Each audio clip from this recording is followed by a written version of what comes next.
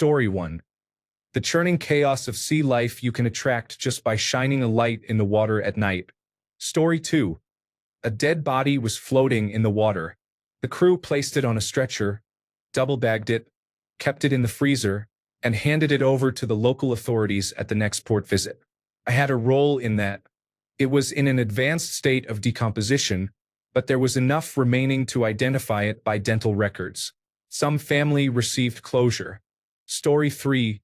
Weirdest thing I have seen so far is coming out of a fog bank and seeing thousands of giant red Humboldt squid with their tentacles waving in the air.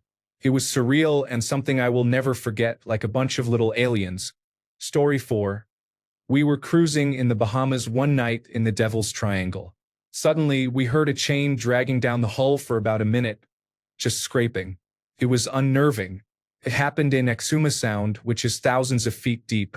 This means the chain would have been floating and hanging off the bottom of something like an old mine drifting for years. We turned to try and find it but never saw it again. It just disappeared. Another time we were under the polar ice cap, and the ice sheet moans all the time, like what you might think a mermaid or siren would sound like. Sometimes you can hear it through the hull for about 65 days straight, non-stop. The North Pole is absolutely the quietest place you can ever be. In November, it has a fog that is always there, making it impossible to tell how far anything is. It becomes very unnerving after a while. Story 5. We responded to a sailboat that was taking on water. It became clear that the sailboat was not going to make it. We brought the crew onto our vessel and then waited as the sailboat sank. What struck me was how silent it was. No fuss, no drama. It was not a dark and stormy night. It was a picture-perfect day. The ocean was glassy with not a cloud in the sky, yet it did not matter. It was the kind of day most seafarers dream about, and yet these men had been fighting for their lives to keep their boat afloat. After it sank, there were a few bubbles and then nothing more. You would never have known there had been a sailboat. Just a beautiful day with no trace of struggle. Sailboat? What sailboat? Around here? I did not see a sailboat. Story 6. I was on a night dive. It was a dive site I was familiar with, and as is common practice, the captain had fixed a steady strobe light to the anchor line of the boat so we could find our way back. As I was readying to complete my dive and ascend, I wondered why the strobe was no longer blinking and was now just a steady beam. Looking at my compass, I was doubly confused by how I had gotten my navigation so wrong. I felt foolish. Had I been cocky and overexcited because I was comfortable with this site? How could I have miscalculated my direction? It's a dangerous mistake at any time for a diver, much more so at night. But as I was ascending, the brightness of the light really irked me. Why would the captain change the strobe? Was something wrong? Then it hit me. I wasn't swimming toward the boat at all. I was swimming toward the moon. The water was so clear and calm, I had mistaken it for a light. Luckily, I hadn't ascended fully and wasn't too far off. I was able to redirect to my original navigation, eventually finding the strobe, the boat, and a renewed respect for the ocean's ability to make you second-guess yourself. Story 7. Standing on a bridge watching the Mediterranean in 1996, probably 50 miles north of Tunisia, at 2 a.m., something came down from the sky in a streak and exploded. It was absolute daylight for a few seconds, bright enough that we were seriously concerned a nuclear explosion had happened. It was probably just a large meteorite or something exploding, but it was something to see. The same year, we were doing very slow survey lines in the Mediterranean at 1.5 knots with absolutely nothing around us or on the radar, when a flare went off directly in front of us. We found out later that it was a submarine that had kindly included us in war games and was letting us know that we were dead. Story 8. Seeing bioluminescent waves at night that make the water glow like something out of a science fiction movie is both beautiful and unsettling. Story 9. I saw something that appeared very serpentine and very huge, undulating in the waves of our wake on a very dark, cloudy night en route from Florida to New York City. It was glowing faintly green just underneath the surface and appeared to be some sort of huge fat snake swimming alongside us with a 1.5-foot diameter body. It was mesmerizing, trying to rationalize what I was looking at. Later, I realized it was just a dolphin playing in our wake. whose undulating body and wake were lit up by bioluminescent plankton. Story 10. Another ship that was miles away looked like you could reach out and touch it. It is an optical phenomenon I have seen many times, to varying degrees. A school of thousands of hammerhead sharks all swimming in the same direction. A whale swimming along that was half-eaten. Being in storms where seas were tall and thinking back on wooden ships in the past traversing through such storms always unsettled me a bit. Story 11. Conducting an underway replenishment. There was a standing wave about 15 to 20 feet tall between the ships. Dolphins were jumping out of the top of the wave, flipping and twirling in the air. Story 12. I once took a long passage on a merchant ship. Watching a corridor below decks twist and bend as the ship, which looks so solid in port, is tossed by waves is definitely an unforgettable experience. I only had a film still camera then, so I had no way to show it. Story 13. Running dark on a ship in the middle of the ocean. You could look in any direction except down and see stars. I couldn't see my hand an inch from my face but could see stars just above the water on the horizon. It was like a dome of stars. It made me feel very small and insignificant. Story 14. Research vessel in the early 1990s about 200 miles off South Carolina. We could hold position within a few dozen meters using a satellite system that predates the global positioning system, so we stayed parked for days at a time. Sargasso seaweed would drift past us on its way to Europe. One time the bridge called out an oil slick that turned out to be a pod of killer whales drifting past, about half a mile off the port side. Before the slick came alongside, 2 whales came over and patrolled stem to stern, maybe 30 feet off the port rail, while the rest of the pod stayed with their kill. About when the kill was even with us, 2 more whales came and patrolled with the first 2, taking 2 complete laps altogether.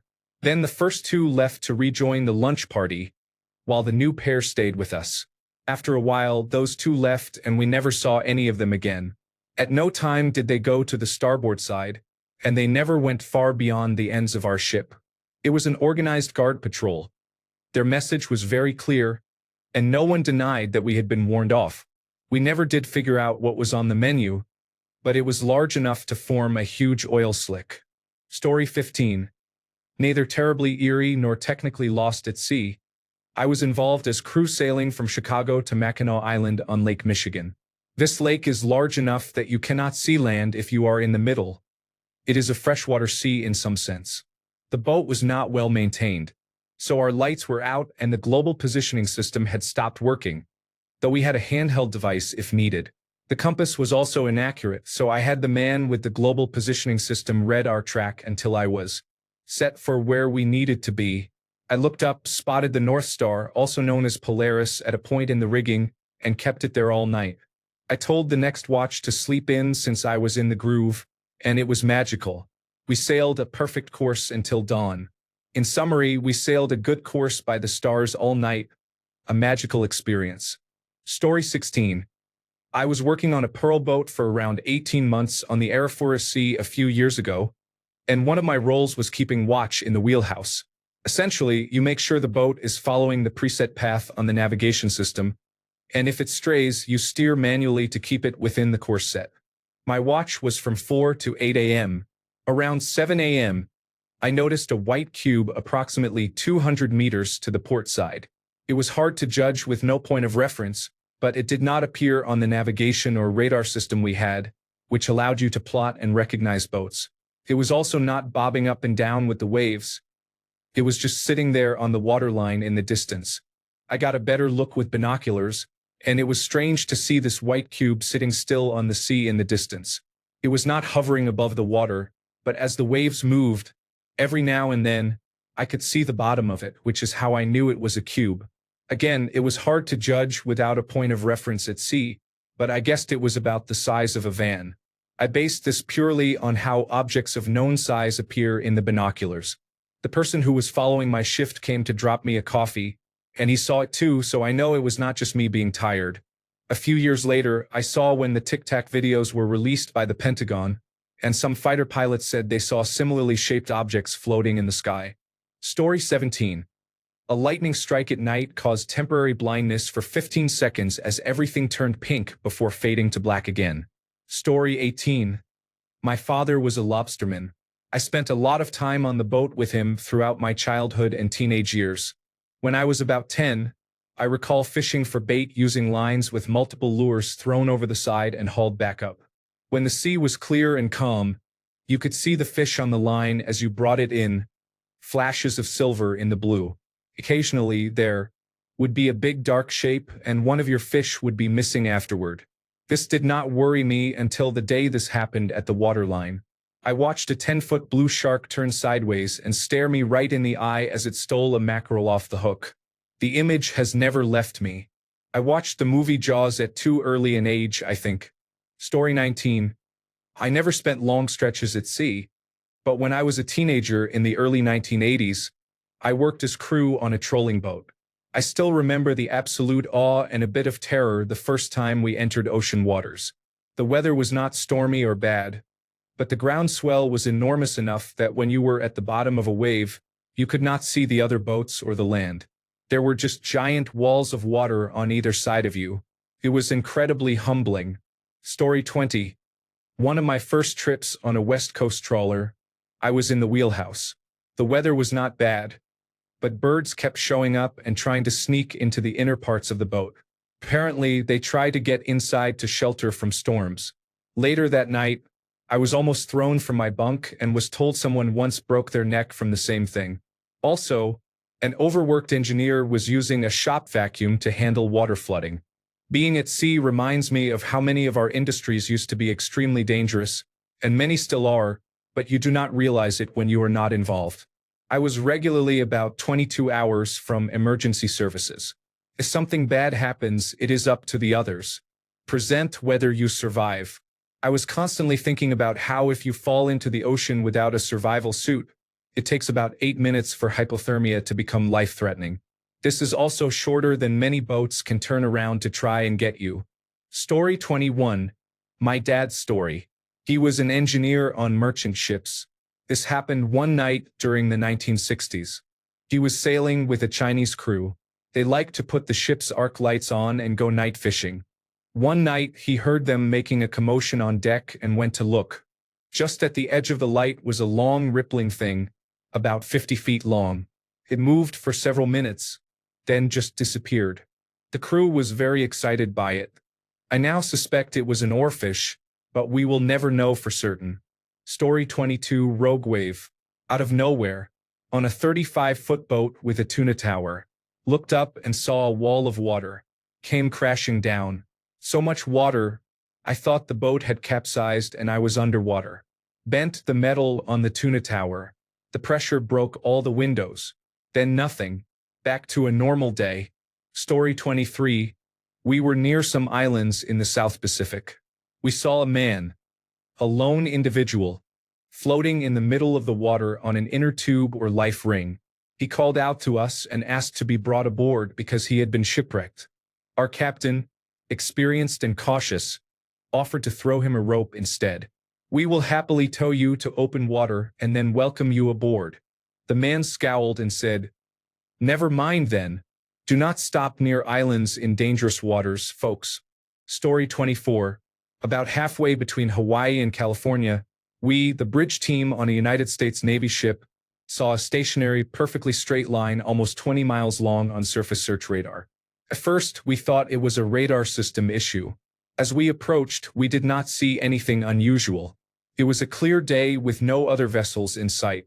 Only when we came within a few hundred yards could we see choppy water with 1 to 2 foot chaotic waves in a perfectly straight line about 20 yards across, with a distinct border separating it from the otherwise calm, almost glassy sea. The line extended in both directions as far as we could see. The straightness was the most eerie aspect to us. We measured the ocean surface temperature outside the zone and inside it and noted a 2-degree Fahrenheit difference. The choppy water was colder.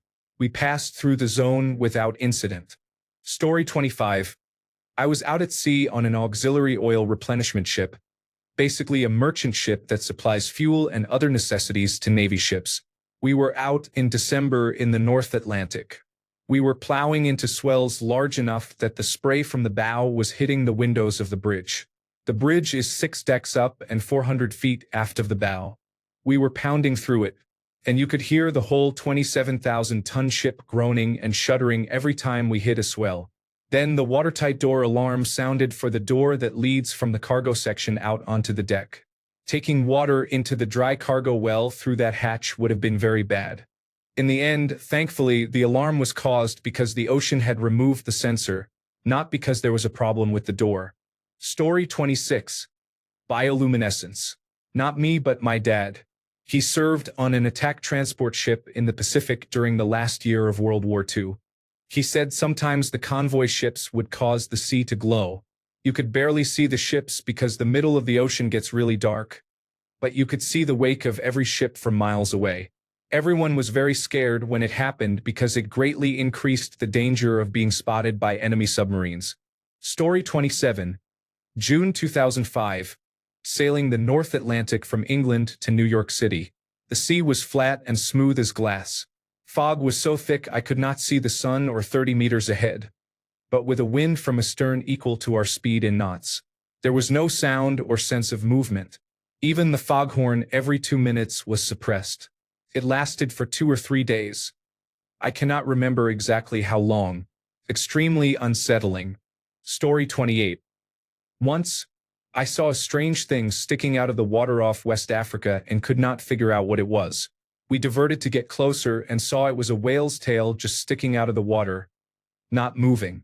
Getting closer, we confirmed it was a whale's tail and then realized the poor creature must be dead. It was sad. Then, as we got close enough to pass, it suddenly slipped under the waves. A minute later, the clearly alive whale sprayed a large amount of water in our direction. I think that was the whale's way of saying, "I was trying to take a nap until you woke me up." Story 29. I was a submariner. We received new escape suits aboard and conducted familiarization exercises while underway. The exercise involved opening the lower of the 2 escape hatches in the engine room and entering the escape trunk. It was intense to look at the single upper hatch, knowing what was on the other side waiting to kill us if we made a mistake. Later, I was sleeping in my rack and dreamed I was in the escape trunk when someone closed and locked me inside, and the upper hatch was about to open. I started punching the lower hatch, yelling, "Let me out!"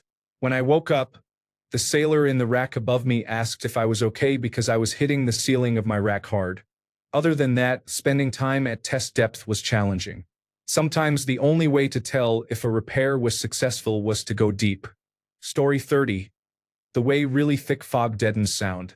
It is not silent. It shifts the sounds. Some noises like bells and, funnily enough, foghorns do fine, but it creates an eerie atmosphere where some sounds you are used to hearing disappear, and things can appear out of the fog very suddenly. Story 31. Both of the ship's diesel generators turned off while in the Bermuda Triangle. United States Coast Guard. Story 32. Settles in with a snack and my pajamas. I love a good scary ocean and nature stories thread. They always blow up, and it is cool to hear everyone's experiences. This is going to be good. Story 33.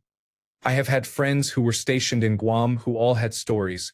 One of them lived high up in some apartments that overlooked a harbor famous for deep-sea fishing tours. One day, he saw a small boat with a big catch, probably a 10 to 15-foot great white shark, that did not fit on the boat, so they were trailing it. While watching from his balcony, he saw a school of fish behind the carcass, which was not unusual. But this school of fish moved differently. He said it looked more like some kind of large tadpole. He kept darting toward the carcass, then swimming away, which is also school behavior. He thought the angle must be funny, but then the tadpole swam up to the shark, and suddenly the shark disappeared under the water. The boat trailing it stalled as if it dropped anchor from the rear and struggled before suddenly bobbing forward. Only the shark's head was left. They pulled it up, circled the area, and then left. Whatever got away with 80% of the carcass must have had a mouth at least 10 feet wide. He had heard of this but never seen it himself. Nobody was surprised when he retold the story. Another friend had a more lighthearted story. Diving in Guam, there are many bomb craters in the shallows. Barracuda hunt as a pack when young but are solitary and territorial as adults.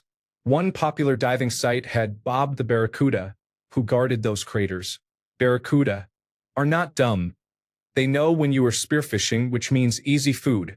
They are apparently inquisitive and fairly intelligent, like moray eels, but look like 6-foot silver torpedoes with terrifying teeth. People would bribe Bob with hot dogs. The local bait shops sold 8 packs of francs, and you would bring one because Bob and other sea life loved hot dogs. Bob was also very stealthy. You would not see him until he was right at your face mask.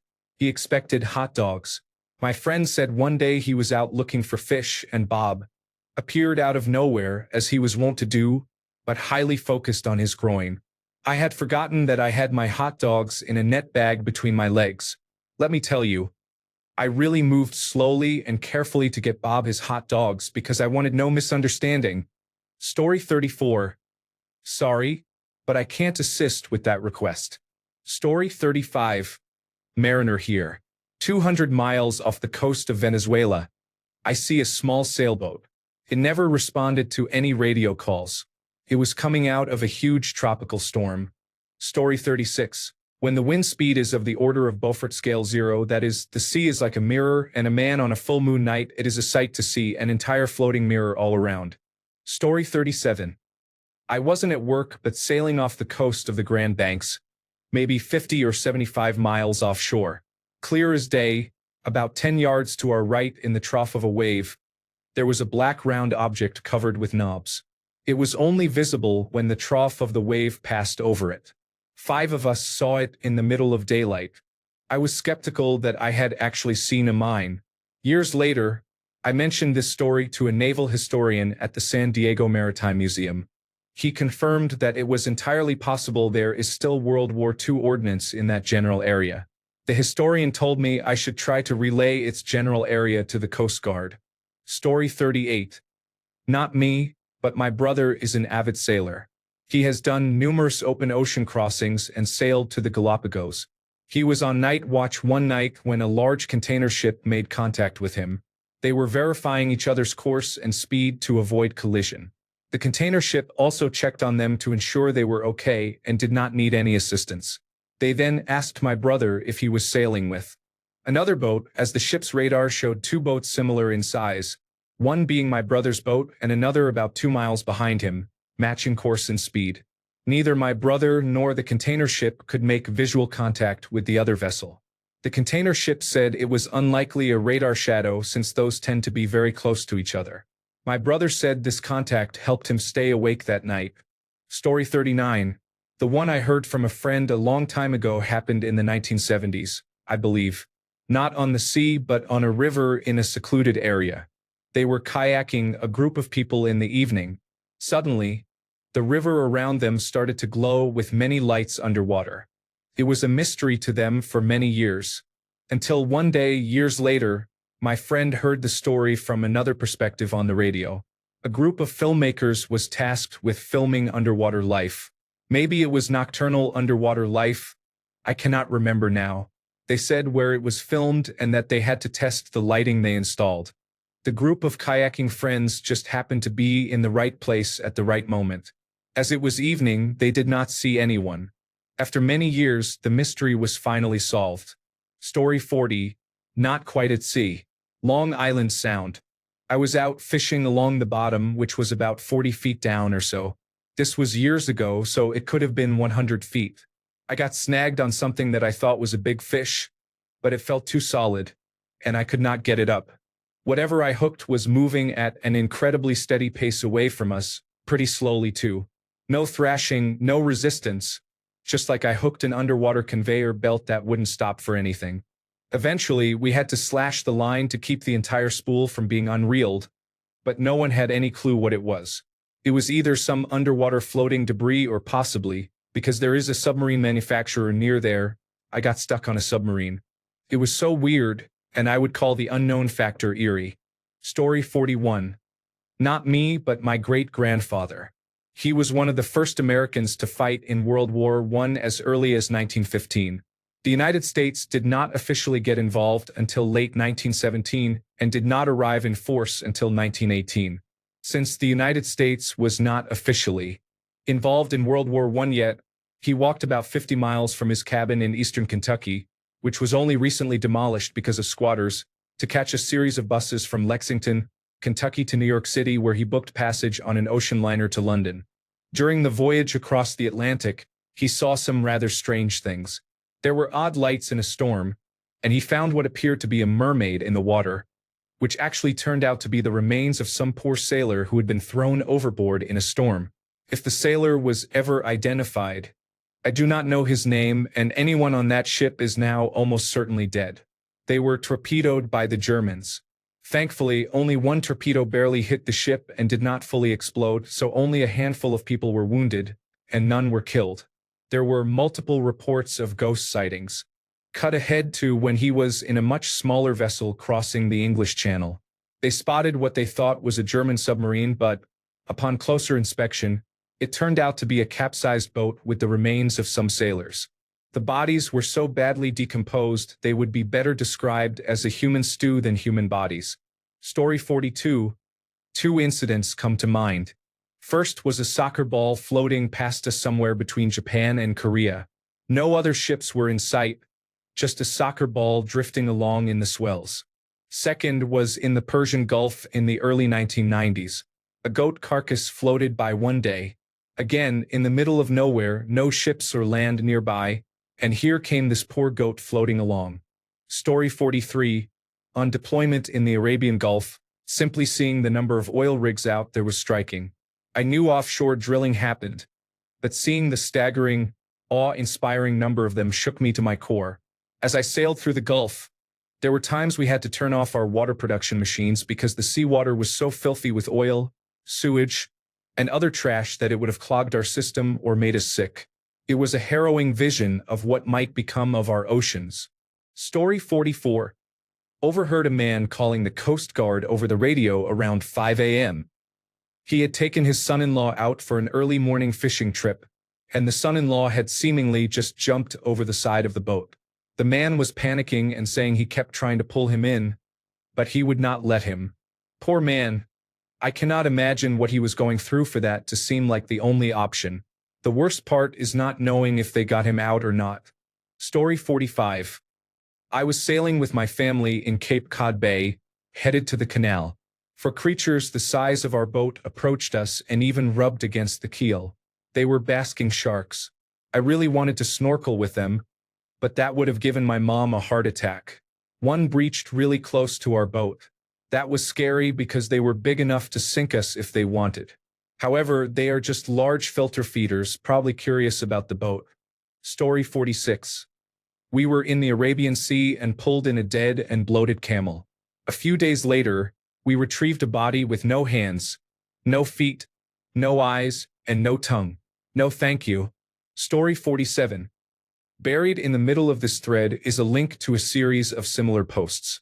I decided to read some of the stories. This one is the most terrifying, not for the single experience, but because to think that for a shark to do this, it was not his first time. The behavior seems learned. I wonder what happened to the previous boat. I do not consider myself a sailor, but whatever. I was on a glass-bottom tour boat when a great white shark came straight up from beneath us and slammed right into the glass at top speed. The super thick glass shattered, but thankfully it was coated with plastic, so all of the glass was contained. The boat did not sink due to that flexible plastic layer. Story 48. Maybe a loose fit, but I knew a man in the military who was on a long deployment at sea. The bunks were 3 men to a room for the most part, so there was very little privacy. He said the worst part was when they were running the ship dark at night. If you went up on deck, you would probably bump into someone who just finished. Story 49. I am not a sailor, of course, but every year of my life, I become more afraid of the bottom of the sea. It is terrifying that you cannot see it and do not know what might be there. This does not happen to me in clear water. This summer, I almost had a heart attack because I was forced to hold on to seaweed on an underwater rock. Seriously, I thought I was going to die, and then I felt ashamed of myself for my baseless fear. Story 50. While out somewhere in the western Pacific Ocean, it was a dark, dull night like any other. The sky was partly cloudy with a new moon, so it was pitch black, and we could hardly see a thing. Then we saw a meteor burn up in the lower part of the atmosphere. The flare-up was as bright as the sun. For a whole second, it was as if it was daylight. It burned up in brilliant colors of green, red, and orange. Then it was all over as quickly as it began. Story 51. A man is floating in a rowboat in the middle of nowhere, enjoying a hot chocolate. He said he always has to have milk and a few marshmallows in his hot chocolate. Story 52. Working at the sea sounds like a dream, but this thread is making me think otherwise. Story 53. When I was on watch on my sailboat between Bermuda and the Azores, I thought I saw some kind of sea monster appendage next to us, 4 to 6 feet from the cockpit on the starboard side. My dog was watching it too. I went below to get my husband, but it had disappeared by the time we were back on deck. The next year, I realized it had been the erect penis of a whale rubbing against my boat. I had thought it was part of a giant squid. Story 54. I once saw a half-inflated life raft float by the oil rig where I was working, 350 kilometers from shore. A supply boat nearby picked it up, but there was nobody on it. Story 55. Being off the coast of California, launching and recovering aircraft dead of night. Once done, it got quiet. Heard music and looked over at 2 cruise ships. Lights on, music playing maybe a mile or 2 away. Turned to my friend and said, "How much do you want to bet most of them have no idea we are here?" Story 56. Overcast nights out to sea are dark. Even after 20 minutes, you still cannot see anything. Anything more than a crescent moon reflects a lot of light. Story 57.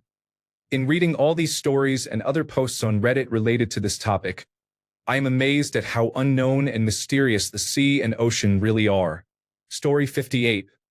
There is nothing like being in the middle of the open ocean at night when the sky is clear and the water is so still it looks like glass. Bioluminescent phytoplankton are fascinating as well. Thanks a bunch for sticking around till the end of the video. Remember to subscribe, and until next time, stay awesome and goodbye.